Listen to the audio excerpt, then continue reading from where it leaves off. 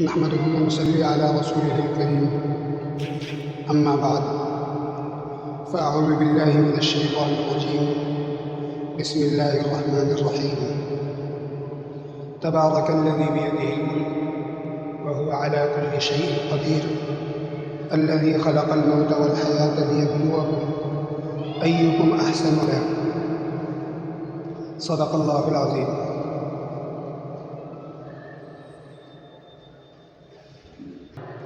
ابھی کچھ دن پہلے عشاء کی نماز کے لیے میں یہاں آ رہا تھا تو اس گلی میں داخل ہوا تو ایک نوجوان ساتھی دوڑے دوڑے آگے بڑھ کر سلام کیا اور کہا کہ مفتی صاحب آپ کا شکریہ ادا کرنا تھا. تو میں نے کہا کہ اس بات کا آپ نے اتوار کو جو بیان کیا تھا اس سے بڑا فائدہ ہوا. فائدہ ہوا اور یقیناً بات سمجھ میں آئی. اب شکریہ اس لیے ادا کر رہے ہیں کہ یہ کام کی بات ہے اور زندگی بھر کام آنے والی بات ہے.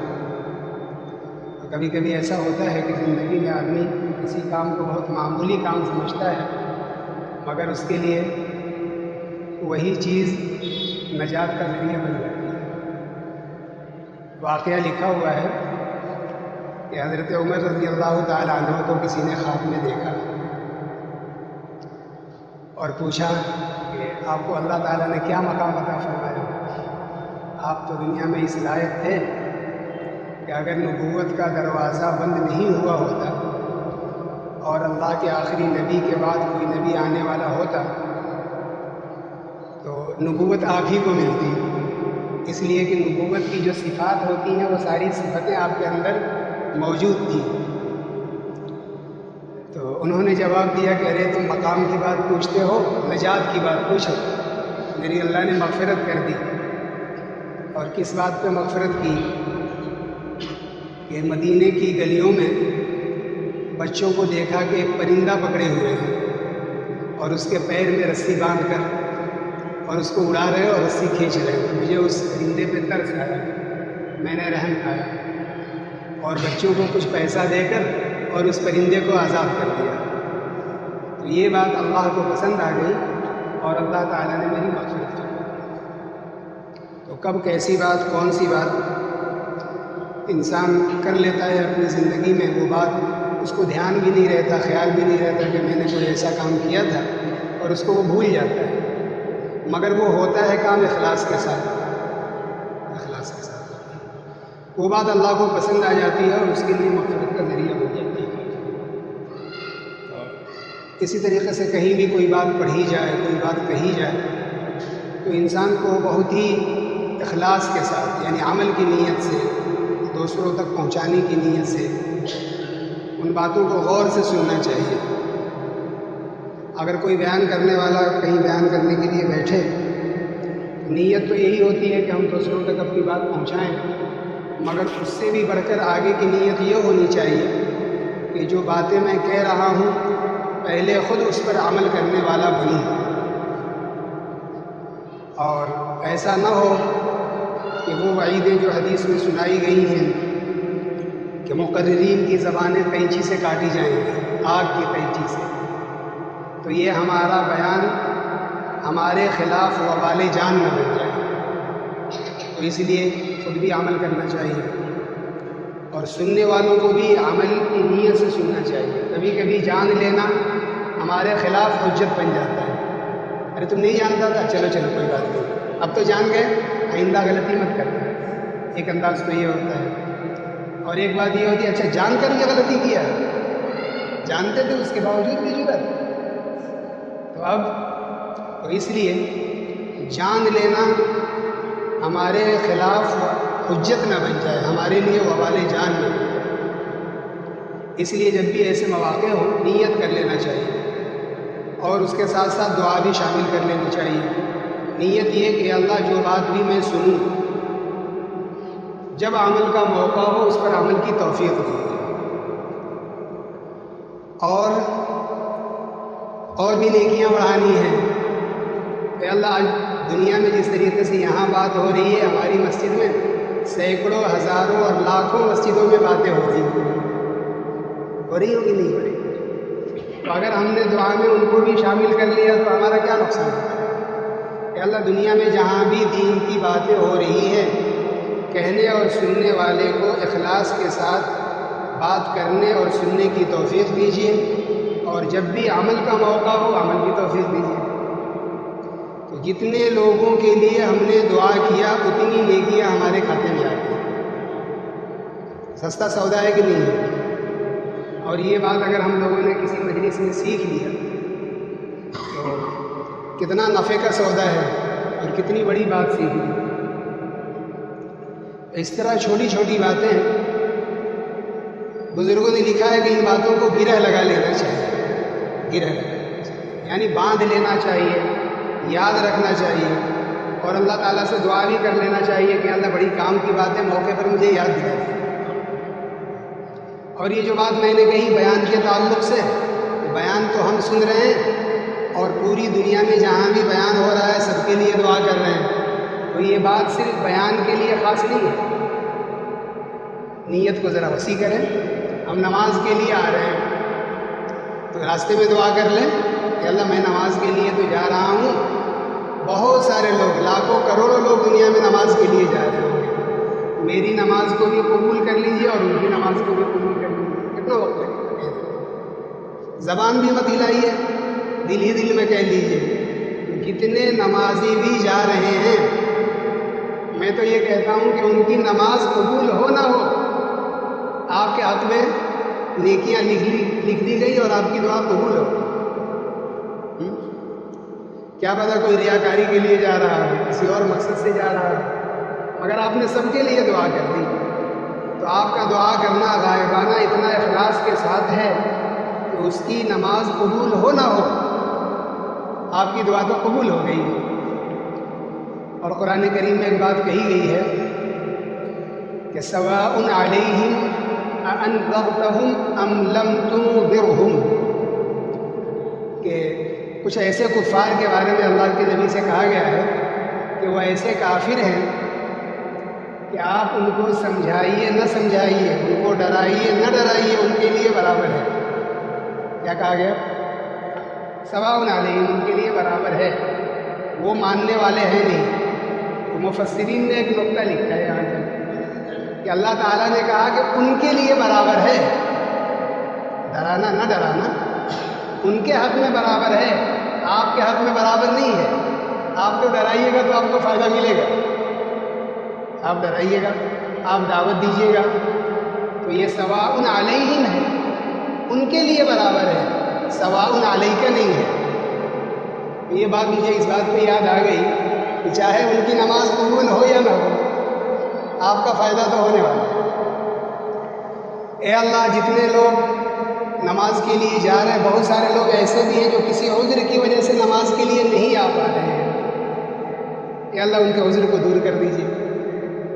بہت سارے لوگ نمازی ہیں، پنج وقتہ نمازی ہیں، اور آج وہ اسپتالوں میں ہیں، کہ اللہ ان کو ٹھیک کر دیجیے۔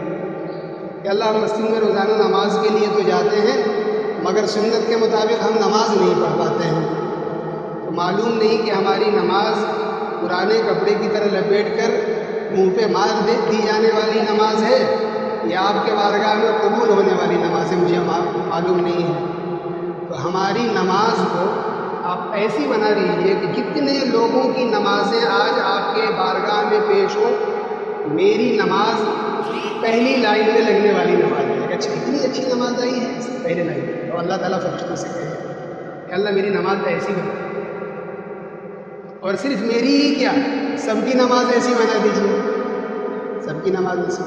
ہم کہیں تو صحیح، اور سب کی تو ایسی بنے گی نہیں، مگر سب کے حق میں دعا کرنے کی وجہ سے ہو سکتا ہے کہ اللہ تعالیٰ میری لگا، اللہ کی بات سے ہی۔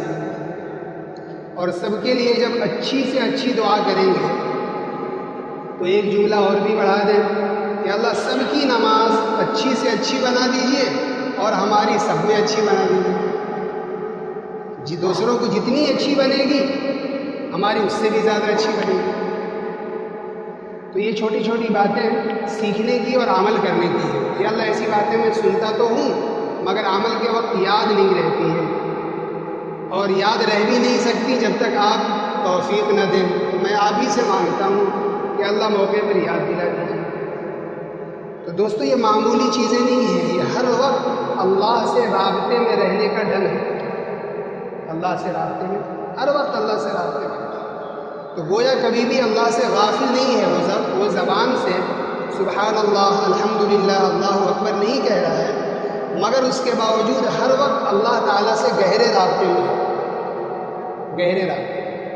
اسی کو کہا جاتا ہے دوسرے لفظوں میں، مطلب اور بھی میں نے یہیں سے کہا تھا، استخارہ۔ کوئی کام کرنے جا رہے ہیں، یا اللہ میں یہ کام کس طریقے سے کروں کہ میرا کام بھی ڈھنگ سے بن جائے اور آپ بھی خوش ہو جائیں، آپ بھی ناراض ہو جائیں، یہ کام اس طریقے سے کرا دیں۔ تو اللہ سے رابطے میں ہے۔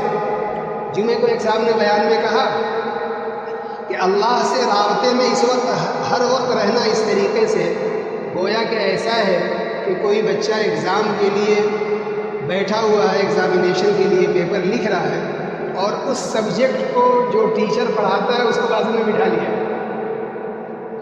یہ بتلاتے رہو میں لکھتا جاؤں، تو وہ فیل ہوگا؟ وہ تو پاس ہی پاس ہے۔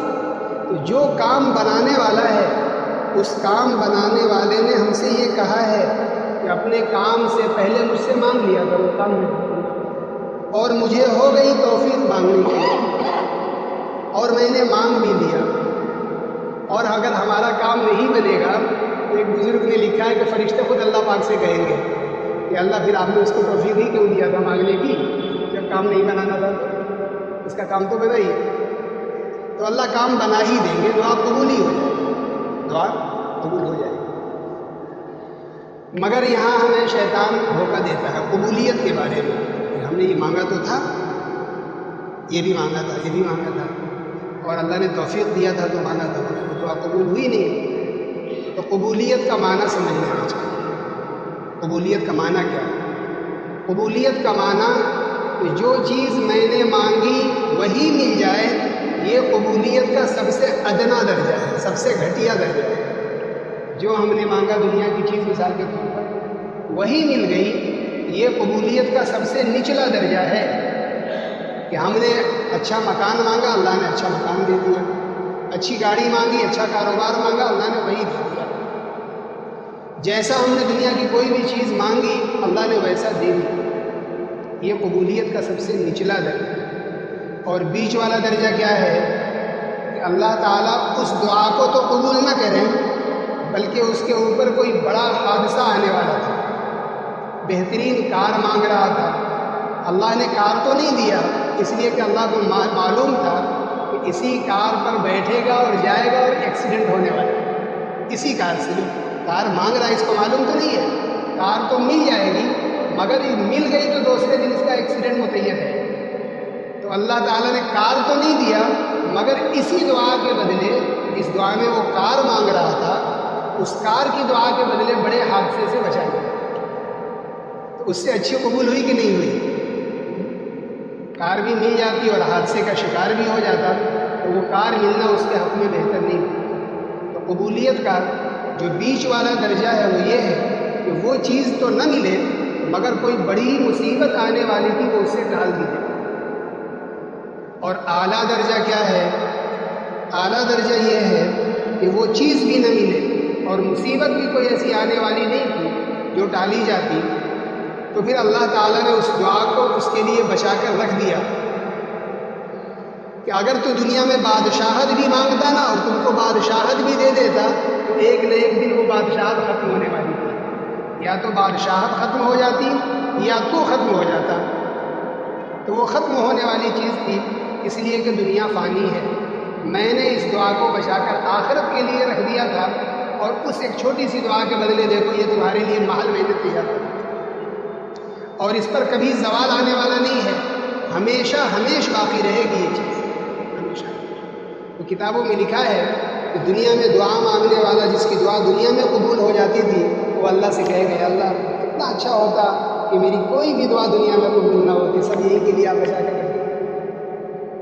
وہ کہے گا اللہ تعالیٰ سے۔ تو شیطان یہ یاد دلاتا ہے کہ تم نے مانگی تھی تو دعا، مگر کہاں قبول ہوئی؟ تو اس کو ہم سمجھائیں کہ تم مجھے غلط سمجھا رہا ہے، قبولیت کا مطلب یہ نہیں ہے کہ دنیا میں ہی مل جائے۔ تو بس کرنا ہمیں یہ ہے کہ ایسے موقع کی جو بھی باتیں ہیں اللہ تعالیٰ سے مانگتے رہنا ہے، اللہ سے رابطے میں رہنا ہے، اور یہ یقین رکھنا ہے کہ اللہ تعالیٰ ہماری دعا قبول فرماتے ہیں، اور اس یقین کے ساتھ مانگیں گے تو یقین بڑھتا چلا جائے گا اور اللہ تعالیٰ دیتے چلے جائیں گے۔ اللہ تعالیٰ سے دعا ہے کہ کہنے سننے سے زیادہ عمل کی توفیق عطا فرمائے۔ اللہ تعالیٰ ہم سب کو متقی اور پارسا بنائے اور اپنے پسند کا دیندار بنائے، ہر وقت اپنے رابطے میں رکھے، کبھی اپنے آپ سے غافل نہ فرمائے۔ اللہ تعالیٰ ہم سب کو عمل کی توفیق عطا فرمائے۔ وآخر دعوانا الحمد